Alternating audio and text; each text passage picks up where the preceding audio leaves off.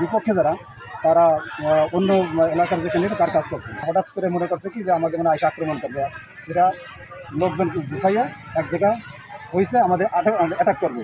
এর ভিতরে বিভিন্ন লোকজন খবর পেয়ে জায়গায় আসছে, আসার পরে দুই পক্ষকে শান্ত করে যার যারা চলে গেছে, আমরা আমার কাজে চলে গেছি। হঠাৎ করে জাফর মেম্বার এবং চেয়ারম্যানের লোকজন আমাদের এসে অতর্কিত হামলা করে আমাদের 5-7 জন লোক আহত করছে।